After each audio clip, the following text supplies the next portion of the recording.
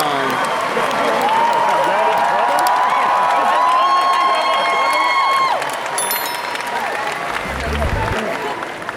That's what I was wondering what they were going to do.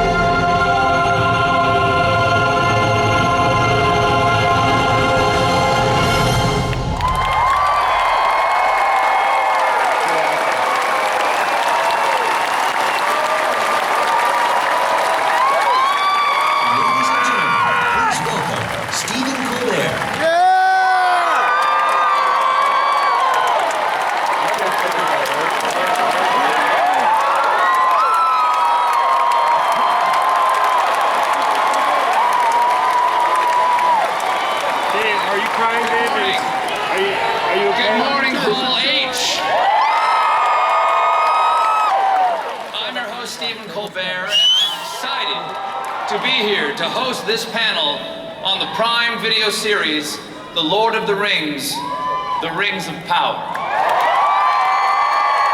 But before we get started, how about a round of applause for series composer Baron McCreary and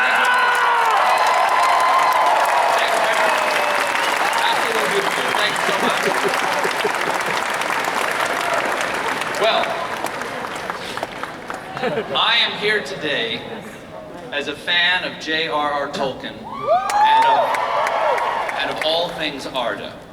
And I don't think most of you would be here today if you didn't share that passion and a deep curiosity of how the artists we will meet today will, over the next 5 seasons, take us all into the cataclysmic events of the Second Age. My introduction to Tolkien was when I read The Lord of the Rings when I was around 12 years old. My friend Keith Sargey gave it to me. I was instantly absorbed by this world. I remember lying on the couch one day and I was reading The Two Towers. I was in the chapter The Uruk-hai. And at one point I suddenly sat bolt upright, gasping for breath because I realized that I had been holding my breath for the last 2 pages. Because reading Tolkien is swimming in deep water. I've now read the trilogy innumerable times. I lost count around 50. Wow. And 46 years later, I am still discovering new things about it and from it. And here, I just want to take a moment to give a very grateful hat tip to the Tolkien professor, Corey Olsen. I'm now on episode 178 of his Exploring the Lord of the Rings podcast, which is a page-by-page and sometimes word-by-word exploration of the story. I'm about 300 hours into his lecture series, and we haven't quite made it through the Council of Elrond. And honestly, I think he's going way too fast. Because the depth of the text and the implied depth of Tolkien's text is one of the things that's so extraordinary about the professor. You feel like any question that you have, old Tollers had that question first, and he wrote about it somewhere. But one of the places where the information is the thinnest is the Second Age. And that is when the Rings of Power is set, thousands of years before Frodo and Sam, when the world had not yet lost the light and the music of the Elder Days. That's a story of hope and encroaching darkness, unlikely friendships, of home, and, this being Tolkien, it's a story of loss.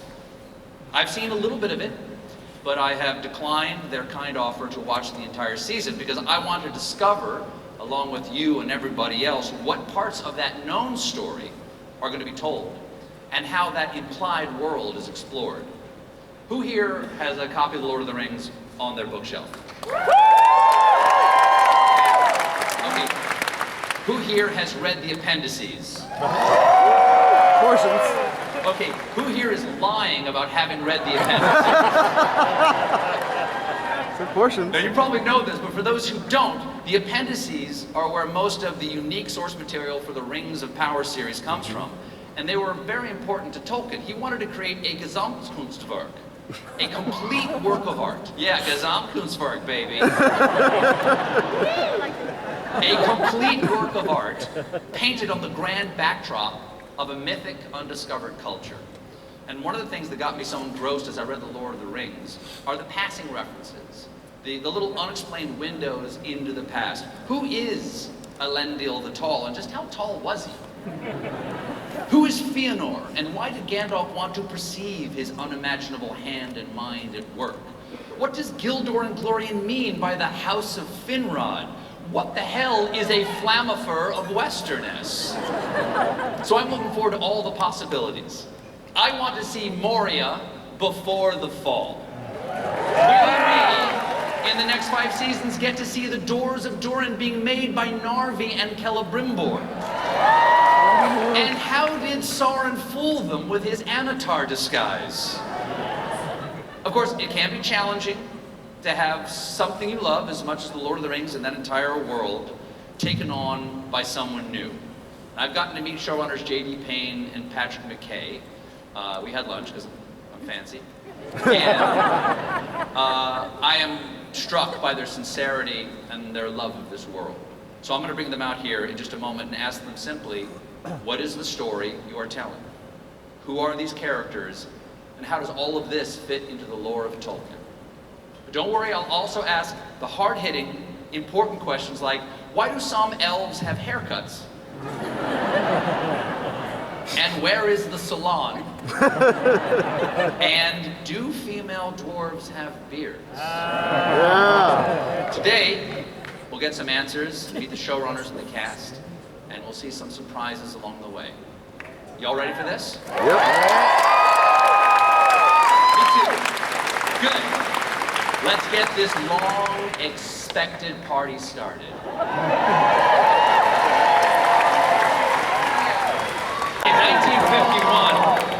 In 1951, Professor Tolkien wrote to a friend about his plan to give the world a complete legend, noting, "I would draw some of the great tales in fullness, and leave many only placed in the scheme sketched.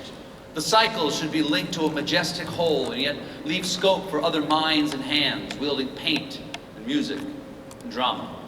So let's bring out some of these other minds and hands. Please welcome showrunners Janie Payne and Patrick McKay, and executive producer Lindsey Weyman.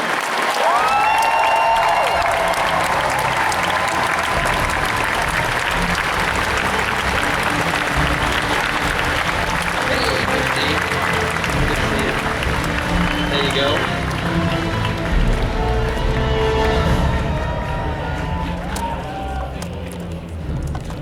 I think I'm here. Please have a seat. All right. Holy shit. Yeah.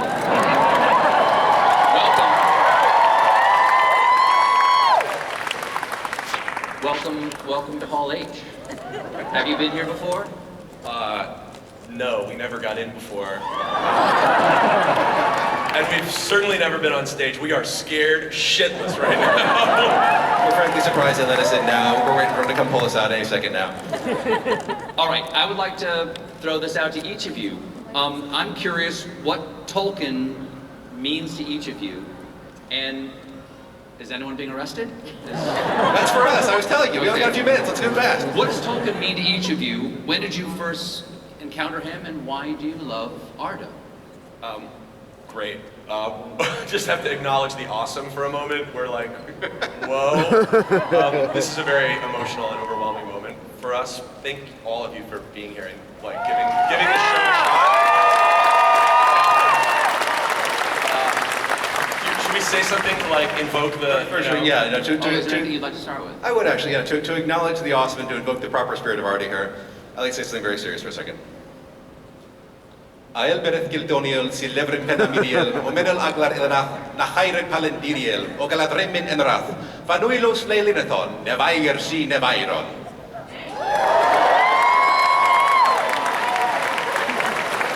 What was the question again? The question is, when did you first encounter Tolkien? Do you want to take that one, Lindsey? I was a kid who loved to read, so I came to the books early and then just never stopped reading them. They've sort of always been there for me. I read The Hobbit in 5th grade, and I went straight on through Lord of the Rings, and was waiting every moment for those movies to come out, and have done the deep dive, and we really, really, really love this material and this world. And I came to the party through the Jackson films, and then did the deep dives on books, Silmarillion, Unfinished Tales, the whole 9 yards, and fell in love to the point where Lord of the Rings became part of my personal canon, not just of literature, but just of life. It's something I go to in the biggest, most difficult moments of life. You know, Tolkien makes its way into eulogies for loved ones who have died. Tolkien makes its way into birth announcements. My son, Ethan Everest Payne, on his birth announcement, it also said, Alien Taur Enorath. Tolkien speaks the language of the soul, and it's there for us in those moments.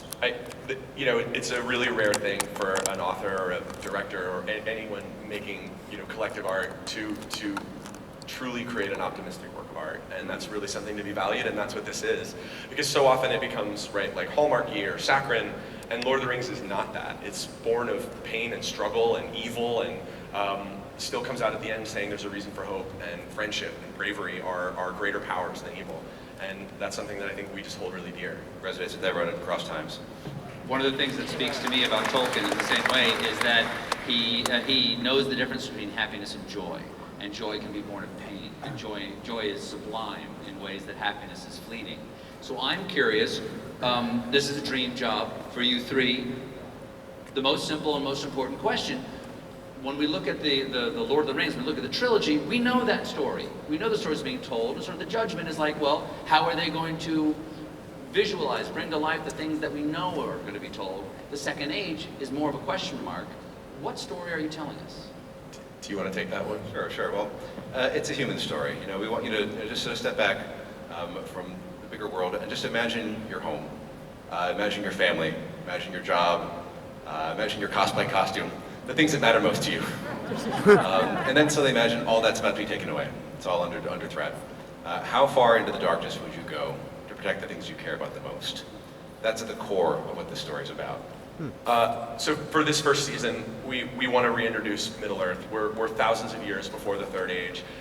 The societies and kingdoms and peoples are very different. The world is in a different state.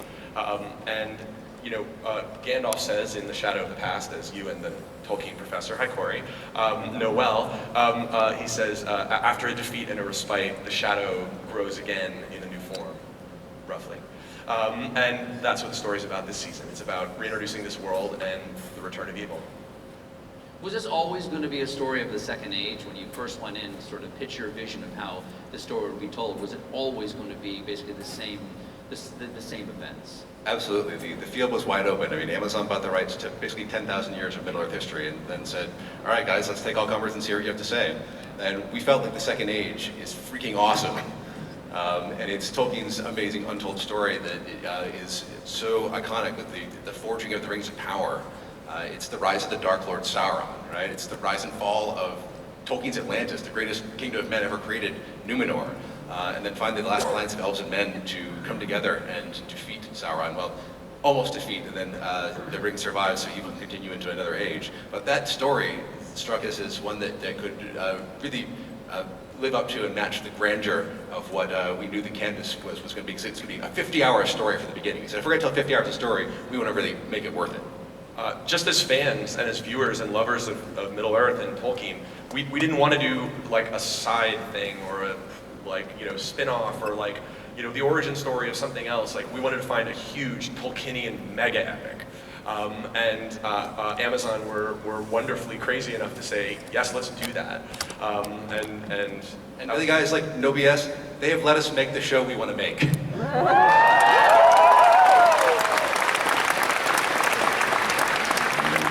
Well, you said that the Second Age is amazing. What is if you have one, do you have a favorite, I'll say canonical event?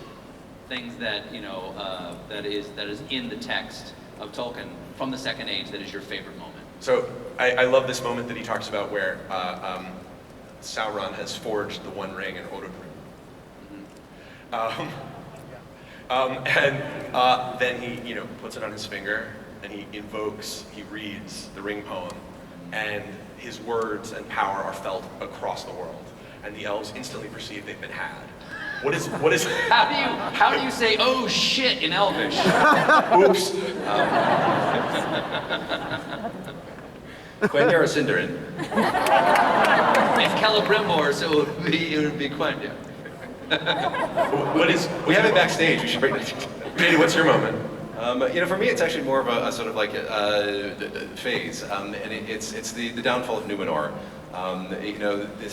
Watching this kingdom in which there's this factionalization, these groups that are pulling apart the vibrant Numenorian society. It seems it's so timely, not for just for our culture, but for any culture around the world. We see all these divisions happening, and tragedy can be so deeply cathartic for us to experience and see what are the hopes people have, what are the mistakes they make, why do things go wrong.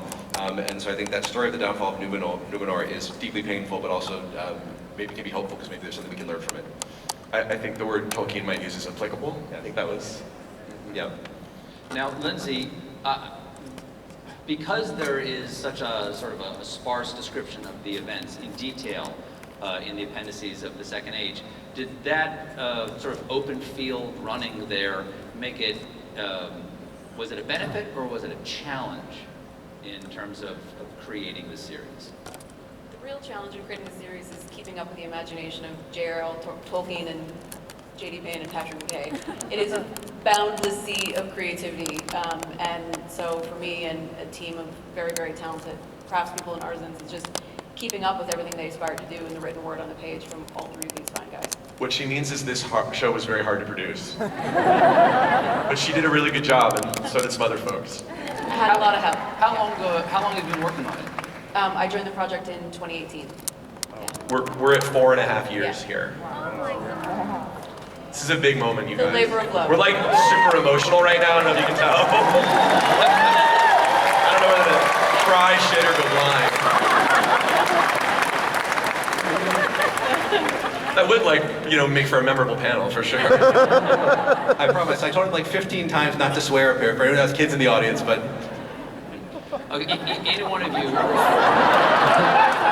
if any one of you could be a race of Middle Earth, let's go around the horn. What would you be?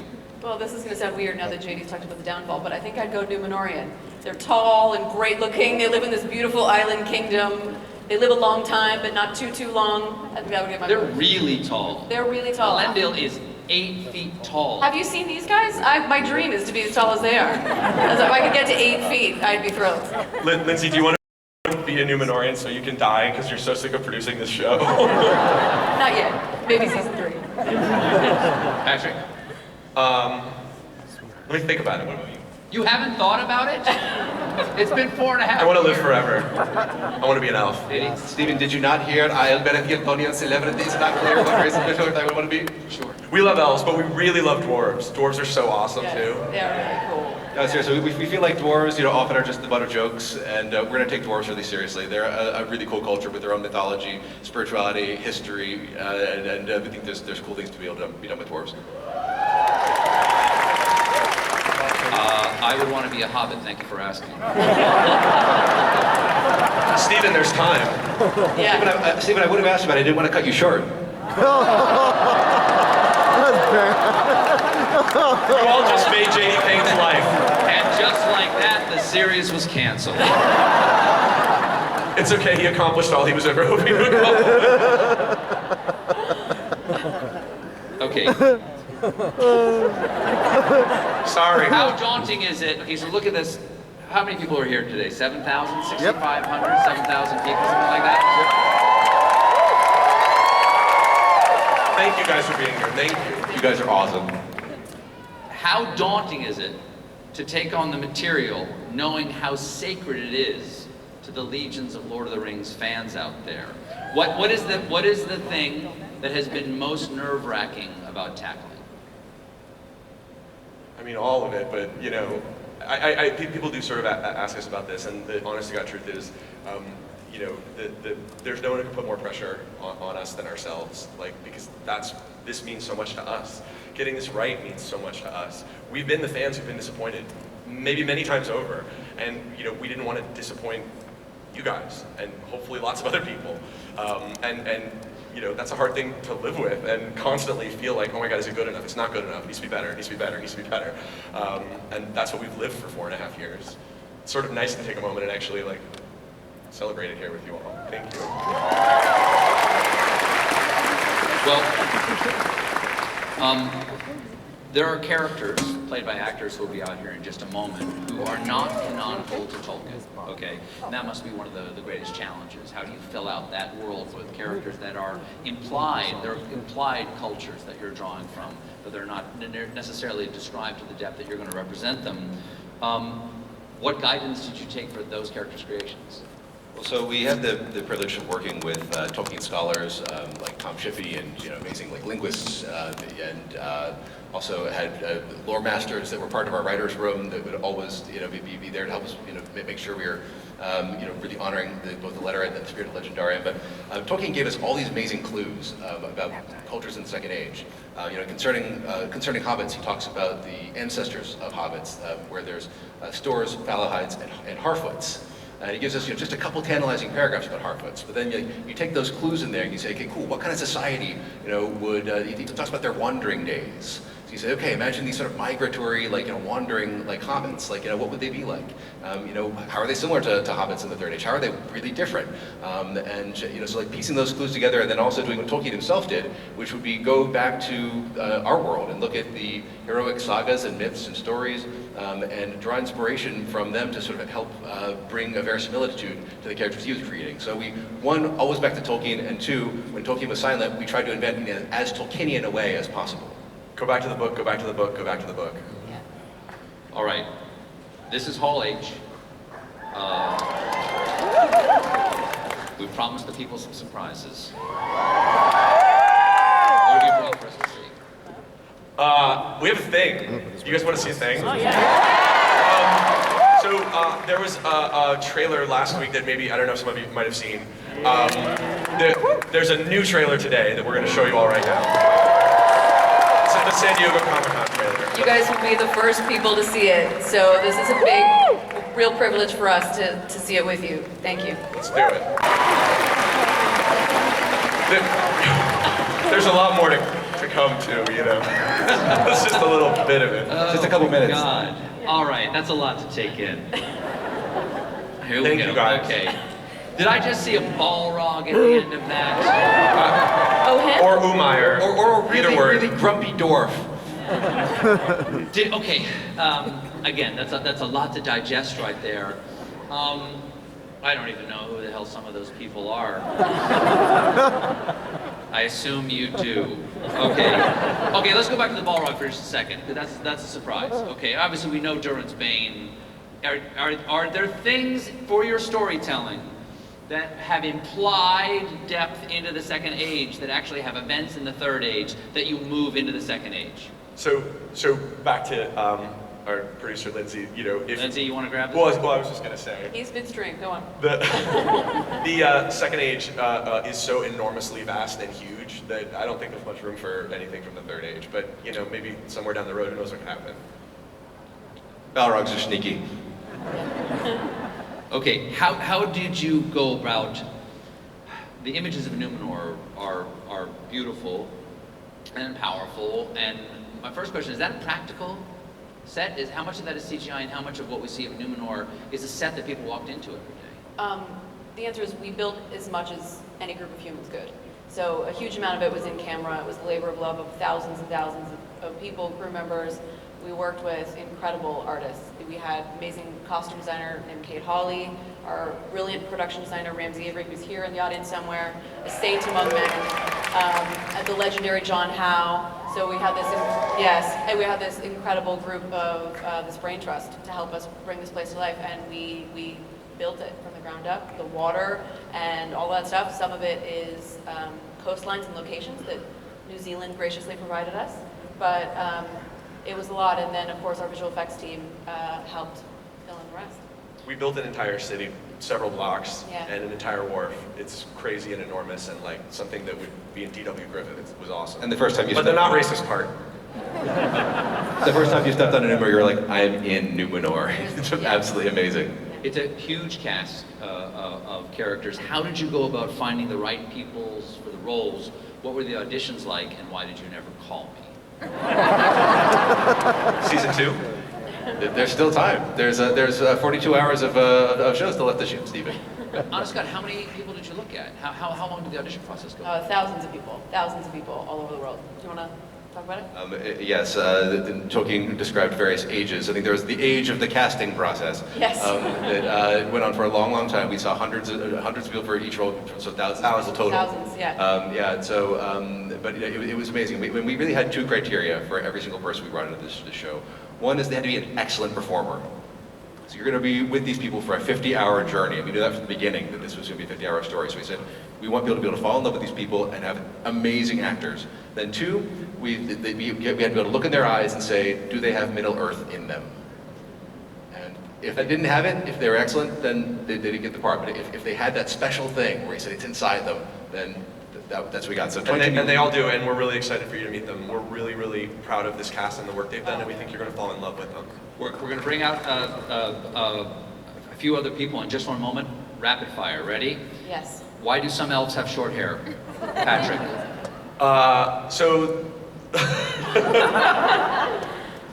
Elves, like any race of many, many beings, don't all look the same all the time, especially not over thousands of years. And in the books, it sure felt like that's what Tolkien was saying too. So that's what we did. Why is there a Hobbit story in the Second Age, JD? Because it's actually not technically a Hobbit story; it's a Harfoot story. And so Tolkien doesn't say anything about Harfoots not having done anything amazing in the Second Age. He says that the Hobbits before the Third Age didn't do anything impressive. So we felt we had license there to go ahead and tell a good Harfoot story. Lindsey, sorry, go ahead. Just quickly, I just want to say, it was really important to us from minute one that what makes Tolkien's tone unique and special is the blend of all of these cultures and what each of them bring to Middle-earth and what each of them represent. The underdogs and the smallest people being able to do great deeds. we could not imagine a version of this show that didn't have a version of that in some form, and went deep into the text to find it, and we think there's a beautiful, wonderful story there that you guys are really going to love. Lindsey, can you confirm or deny that the female dwarves depicted in this series have beards? I can confirm that they have facial hair, yes. I was there at 3 o'clock in the morning as each hair was lovingly applied one by one to make them regal and glorious. Can't wait for you to see more of it. You see it very well in the show. And you're going to meet Sophia in a few minutes, but she shaved for today. Okay, last one. This is a jump ball. Will there be Entwives? Maybe you've seen one already. All right, music has always been a big part of Tolkien, intricate to the creation of Arda and Ea, the world that is, in the Ainulindale. We got a little taste of the series music earlier. Let's bring out the series composer, Bear McCreary. Bear? What's up, Hall H? How you guys doing? Bear, we got a moment to talk backstage, and I'm just curious if you could share with the people what some of your inspirations were for bringing the emotion of the Second Age to life to this music. My starting point, understandably, is the legacy of Howard Shore. And let's give it up for Howard Shore. I am honored to score a series that features a magnificent main title. You're just gonna weep when you hear it. By Howard. But for me, one of the things that's interesting is I was looking at all the elements that Howard would put in. For example, the dwarves, deep male vocals. But there's a sadness. These are people in diaspora in the Third Age. And their music reflects that. Well, what if we go back before the apocalypse? Let's use those sounds, but they're vibrant. They're industrial. They're alive. They're at the peak of their civilization. So in a way, I wanted to create a score that honors what Shore created by creating this continuity. We're going to hear the Society of Elves, we're going to hear the Dwarves, and even the Harfoots have a variation of what we feel in the Shire, but it's not that. And the most exciting one was Numenor, because Numenor needed to be different. Something new. You're going to hear instruments that you've never heard in live-action Lord of the Rings adaptations before. My hope is that you embrace them, you recognize that they belong, and then when you go back and watch those classic movies, you'll realize that they're not. Your inspiration from Howard leads me to a last question, which is, you know, many of the people here came to Lord of the Rings, including yourself, through the work of Peter Jackson and Philippa and Fran and Richard Taylor and the workshop people at Weta. How has that inspired you, and how is that a challenge to match into that world that people perceive already? Because their towering achievement is sort of the bedrock of the desire for more visualized Tolkien. Lindsey. Well, I think just as a producer and filmmaker, those movies represent just such an astonishing achievement, and that team set such a high bar, and certainly we, befitting of Tolkien, and we really hope to carry on that tradition. Yeah. No, I mean, when I watch those movies unabashedly, and I quote them regularly. They're part of like the daily fiber of my life, the way that I communicate with my wife and my partner, my children, and so they're woven deeply, deeply inside. And so like, but what we wanted to do is to capture the fact that those movies are part of a continuum of artistic works that have been created over the last many decades, a couple of generations now. They also include the Ralph Bakshi films, and also include art by John Howe, and music by Led Zeppelin, and also art by Alan Lee and Ted Nisbet, all these various other artists who have created artwork. So we really wanted to create something that would draw from the best of everything that's been created and be able to belong in Middle Earth.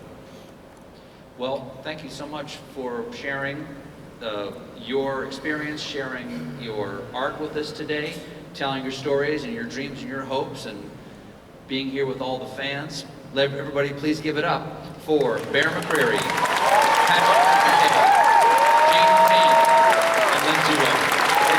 Thank you guys. Tolkien, okay. I get a lot of hell online for saying Tolkien. But I grew up reading Robert Heinlein. That's why I say Tolkien, because there was no internet back then to correct me. And I know that you're supposed to say Heinlein. All right, how do we say Elrond's father's name? What? Earendil? Wrong! It's Earendil, and I will tell you why. Earendil was a mariner who tarried in Alvernian, who built a ship of Timberfell. It has to be Ea, or it doesn't scan. Checkmate.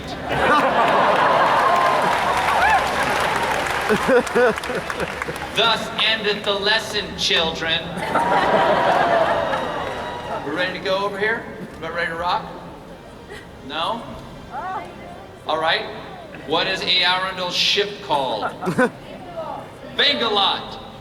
I love you. All right. We're ready to go? Okay. Ladies and gentlemen, we're ready to go here? Yes. Who's ready to meet some of the cast?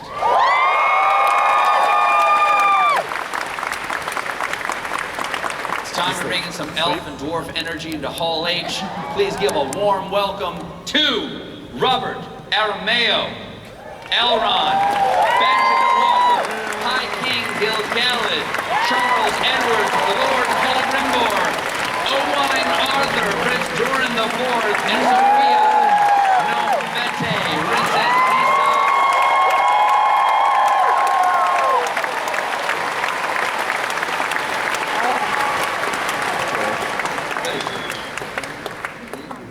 Yes, that screen should go, I think. Thank you very much. Thank you all for being here. Thank you for having us. How long have y'all been working on this project? Personally speaking, Yes. 2019. Yeah, a couple But of the audition process started, March 2019. Okay, Yeah, so a long time. I came a little later. you did? All right. I'm always late on this job. I miss it.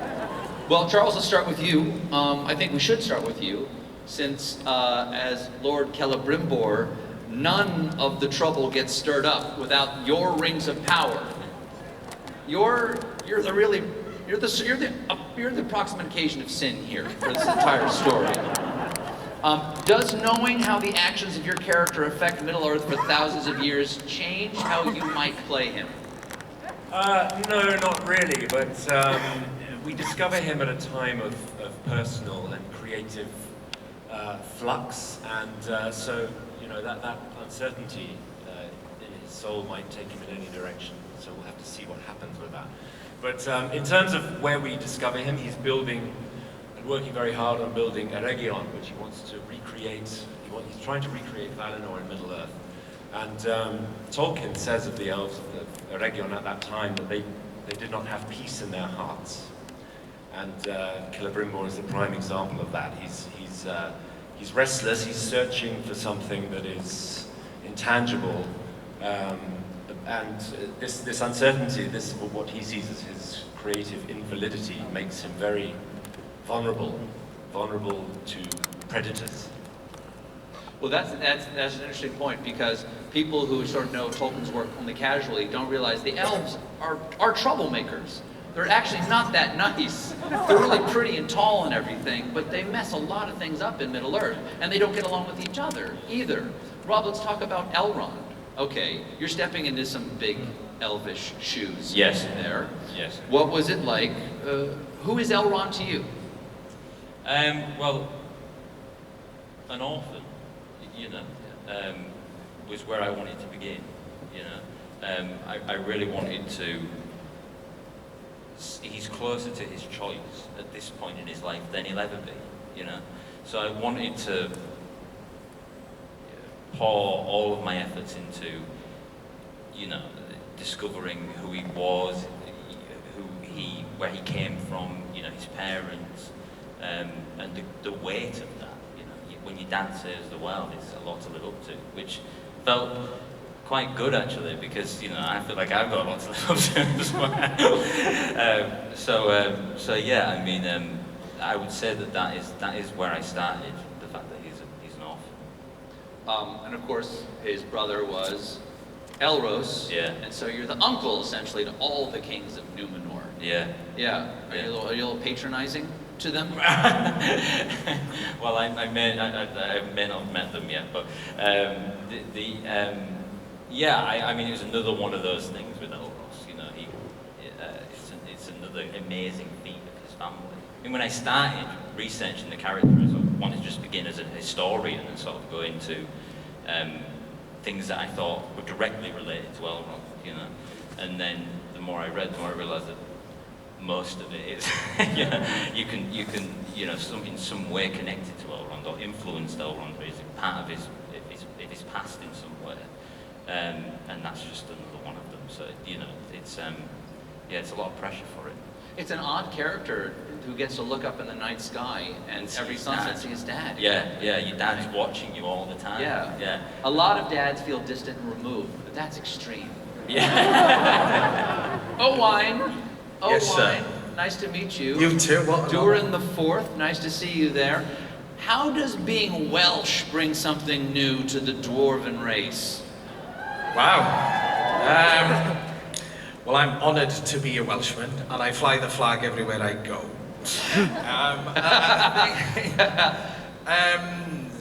But actually, in all seriousness, there are similarities. I feel from my background and where I grew up. Grew up in a tiny village called Rhiwlas up in North Wales. Anyone from Rhiwlas here?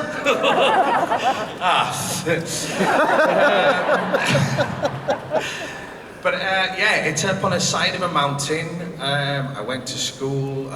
My family worked in a slate quarry in North Wales. Wales has history to mining. We have our own language. Dwi'n siarad Cymraeg. Oes na rhywun yn siarad Cymraeg yma? Okay, we'll move on. So there are similarities and connections to my growing up and my country, the smallness of our nation and the smallness or largeness of Moria, Khazad-dûm. How long did it take you to become Durin the Fourth every day? Actually, three hours every day, and 45 minutes to take it all off. But do you know what? I was so excited to know that I was playing a dwarf and that I got to put the gear on my face. Cut to the last day of shooting, the relief of taking it all off. But no, it's special. It's the first time I've worn prosthetics, and it's a challenge. It's another art form to play with, to act with. I loved it. Well, we have a clip here that shows a bit of Durin and Elrond's unlikely friendship. Yep. And let's take a look. Gil-galad, Gil-galad. Gil-galad. Gil-galad. Because again, it scans. Well, but also the sound is a schwa, and it's a lazy, casual sound, and Elvish is the language of light. There are no casual sounds in Elvish. Pure sounds. Gil-galad. Actually said, just as elitist as Gil-galad himself. Yes, exactly. But it's about beauty and light, and you know. Can you do the poem? Can y'all do the poem? Yeah. Gil-galad was an elven king. And the harpers sadly sing. Last. Anyone? The last whose realm was fair and free, between the mountains and the sea. His sword was long, his lance was keen. His shining helm afar was seen. The countless stars in heaven's field were mirrored in his silver shield. But long ago he rode away, and where he dwelleth none can say. For into darkness fell his star, say it with me, in Mordor, where the shadows are.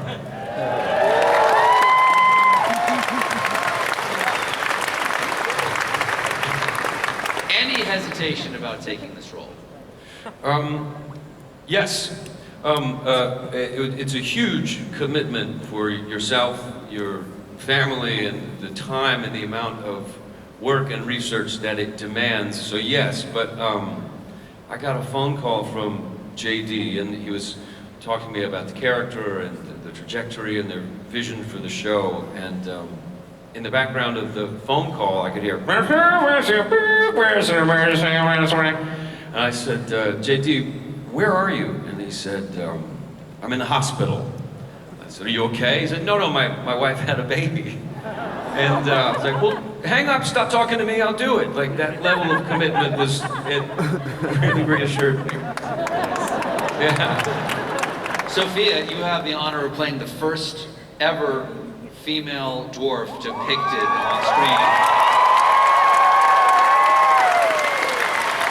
I certainly do. Thank you so much, and thank you all for such a lovely response. Tell me a little bit about... It's a real moment, thank you. Tell me a little bit about Disa, which is a name from the Legendarium. It is Disa, the first female dwarf that we have ever seen on any screen. The first female dwarf that we have ever seen in the works of Tolkien. And I have the honor to host that revolutionary moment. She is so relatable in so many ways. You know, she's a mother, she is a wife to Durin. She's a force of nature and a joy, and well, you yourself also... are, I know, because tell the people about your audition. Because this is as tough as a dwarf. Okay. I auditioned for this role when I was 2 days away from giving birth. So my daughter was engaged, midwives on speed dial, and J.A. my owner having to hoist me out of a chair from my camera test at the time. And then I got the call to say that you will be flying the torch for this incredible character when my daughter was 5 days old. And then I stepped onto a plane with my family when she was 8 weeks old. And if you see in this image over here, can you see the stitching on the shoulders of the costume? That unravels so I could feed my child between takes.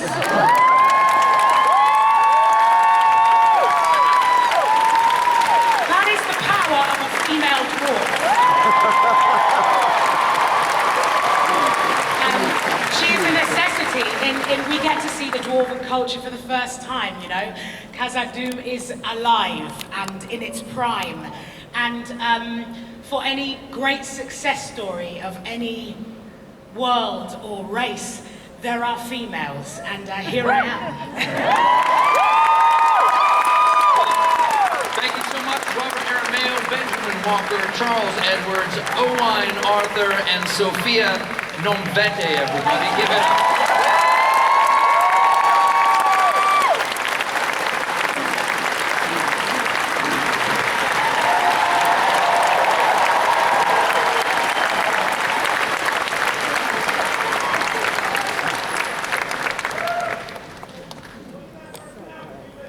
What do I have for you now? We have more people coming out here in just a moment. You're going to really enjoy it. Who's coming out? Who's going to? I'm going to tell you and no one else. Are there any questions for me before we can start going? Thank you. You look great is the best question I've ever gotten. I said to my wardrobe mistress, Antonia Xereas, I said, I want something that's a little Professor T. I just want an outfit that's slightly Oxford Dawn for tonight. Do you like it?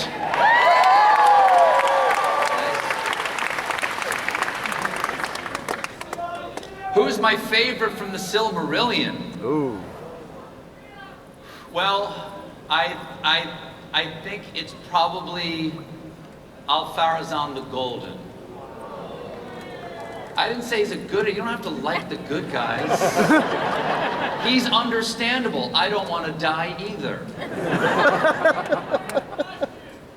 Why aren't I wearing a costume? This is Comic-Con wearing a costume? Because what I normally wear is just a jockstrap.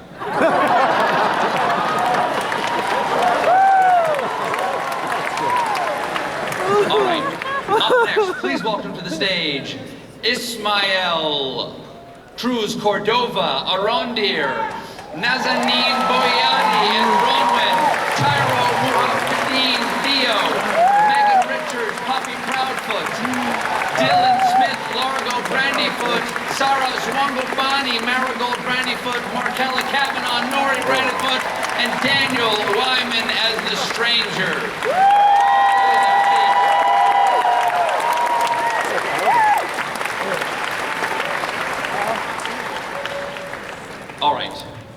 one general jump ball to everyone here. First of all, thank you so much for being here. Did anyone here have a relationship to Tolkien before any of this began? Relationship, I mean, I came into the world through the films, so, and I was extremely obsessed with it, so yeah. Anyone loved the books before any of this began? Yes. Yes. Yes, I was a massive fan of the books. I discovered them when I was a little girl. I was getting in trouble from my mum all the time for reading too much and not going out to play, and I used to hide under the sheets. And I read back to back The Hobbit and then The Lord of the Rings when I was about 8.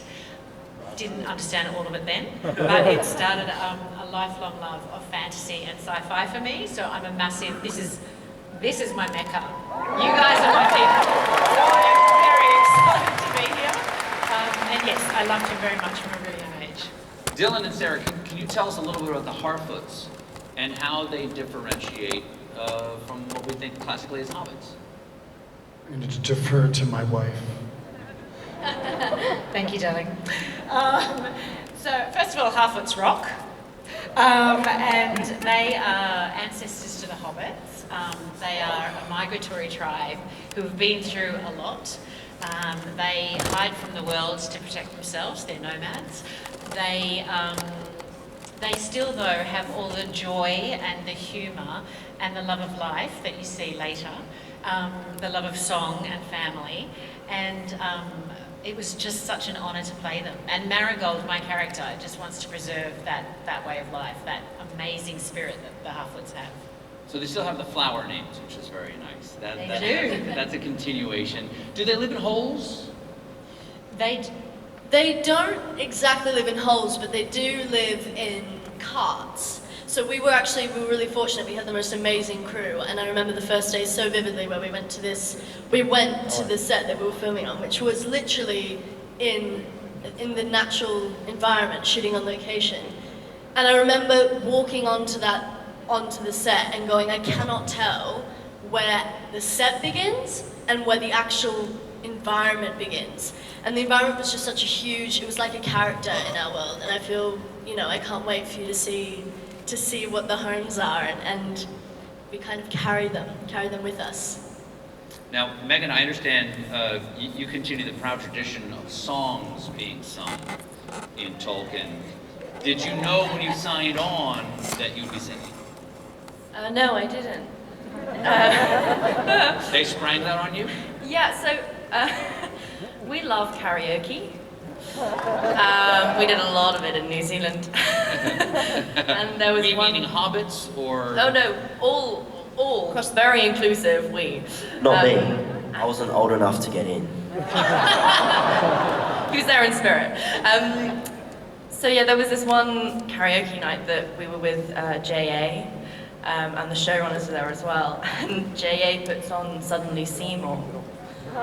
And just hands me the second mic without saying anything. So we just sing together, and I think there's a video somewhere of the showrunners just and then next day I get a call from Patrick, and he's just like, you want to sing in the show? And I was like, yeah. So now I'm singing in the show, and JD wrote some incredible lyrics, and I got to work with McCreary, who, as you just heard, is incredible. And so yeah, it was great. We have a clip here showing a little bit more of some of the mysterious happenings in the world. Let's roll that. Right, Daniel, you play the stranger. Yeah. Yeah.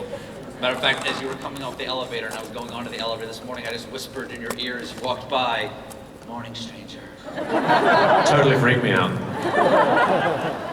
Can you clear up any of this mystery, or would you care to deepen any of this mystery for us? I would love to. So I think it's important to tell you that the great thing that JD and Patrick have done in creating these scripts for my character is to give us something where we have mystery, and we won't know where this character is going to end up. You guys won't know where he's going to end up, what his intentions are. But I can tell you that he has a deep sense of purpose, he has a huge desire, and that after years and months of waiting, I am so excited that you're going to be able to come on this journey and follow him through. So I just can't wait. Well, I'm not going to press you on my theories as to who this character is. Is he Gandalf? Is he Sauron? I'm not entirely sure. But how do you perceive the character without telling us who he is? All you can do as an actor, I suppose, is go to what's in front of you. All I can do is play the moment, play the moment, play the moment. And I know enough, I have enough information to play each moment that I come forward. And you're going to have to come with me. And honestly, it's going to be wonderful to start seeing it come through. That was a beautiful non-answer. Thank you. You're in a terrible spot, and you did that very well. You did that very well. Great people here who have much better answers than I do. So. Thank you very much. Nazanin, you play a Southlander named Bronwyn. Can you tell us about the people you're part of and the realm that you're in? Yes, it's a pleasure to meet you, sir, and to be in the company of all of you. It's surreal. I play the mother of a very somewhat rebellious teenage son, played by this incredible actor, Tyroe, and in a forbidden romance with an elf, played by this beautiful specimen over here, Ismael Cordova. And what I love about the writers on this show is that they have given every woman on the show, every female character, such agency. We don't serve the men around us. We have a storyline in our own right. And for Bronwyn, she is a healer, but she also taps into her inner lioness. And I, as an activist, as a long-time human rights activist for my homeland, Iran, tapped into what I believe is, thank you. I tapped into what I believe women are doing for my homeland in playing this character, in sort of liberating and redeeming the Southlanders who, back, in her ancestors' days, chose evil over good.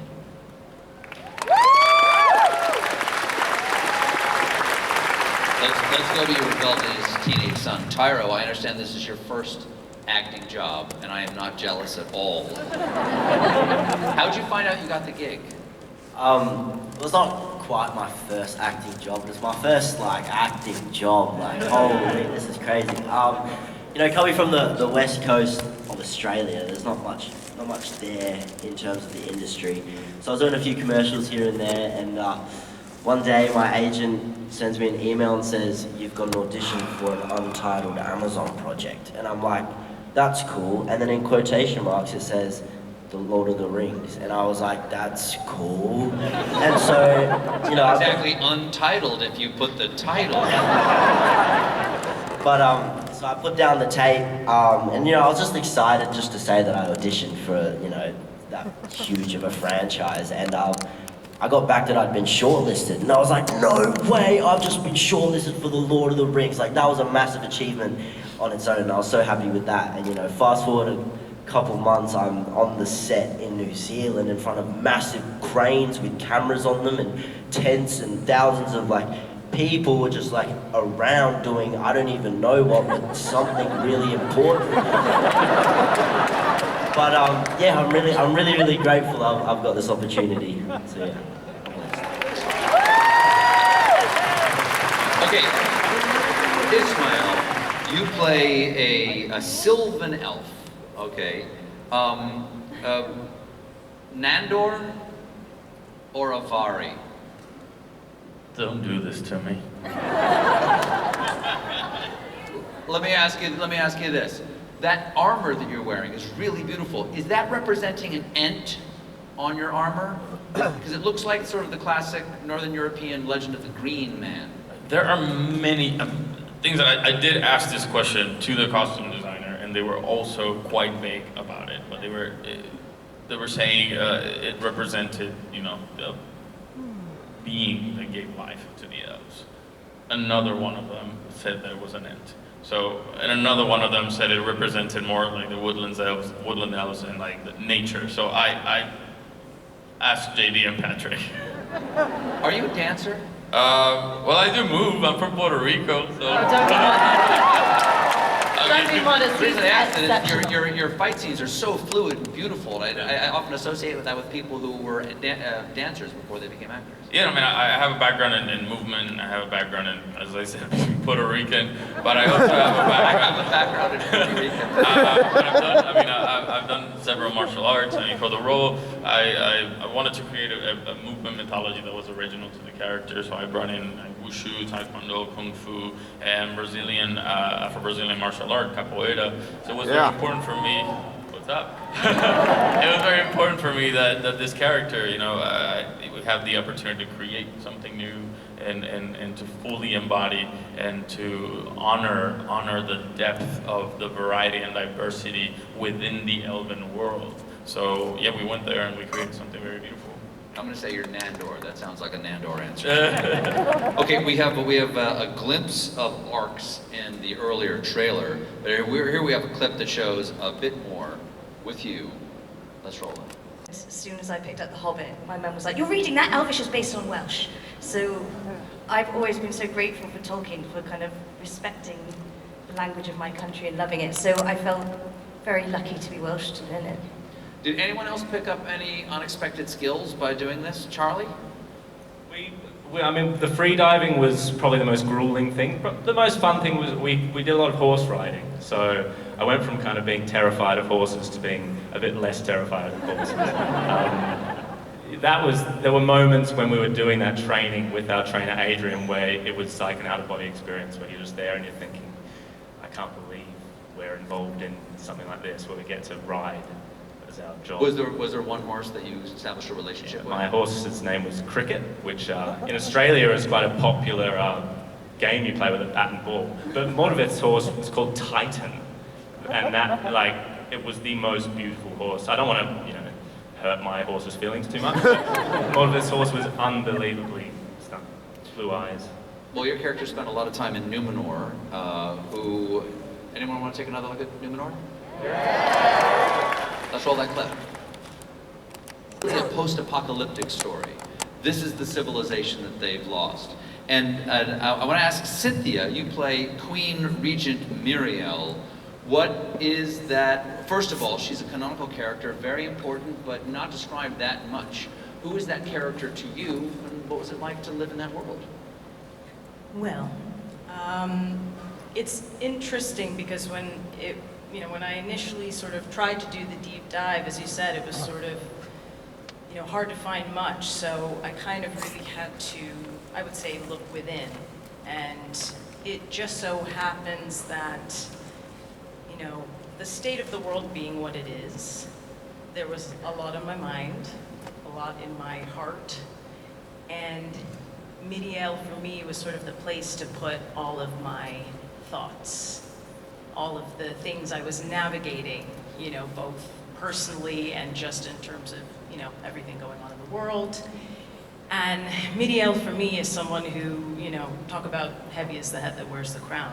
There is really that sense of wanting to do right by her people and guide them, and having that sense of the murmurings, the rumblings in the land. But when I think about Numenor and just the incredible, even watching that, it's like I was there on the set, I've seen that clip, but I watch it again, I hear the music swell, and it's just like, it's so evocative, and even to film on that set was just, there's incense in the air, there's water lapping on the docks, it's just an incredible achievement to have gotten to portray Numenor for the first time on screen. Well, I've been informed by a kind young man who whispered in my ear during that clip that we are running very long, and other people have to use Hall H, and we want to save time for your questions here. So I want to thank everybody who's out here right now and bring the rest of the cast on so that we can take questions from the audience. Please give it up for Morfydd Clark, Charlie Vickers, Cynthia Addai-Robinson, Tristan Rabel, Lloyd Owen, Emma Horvath, Maxine Baldry, and Liam Waldom.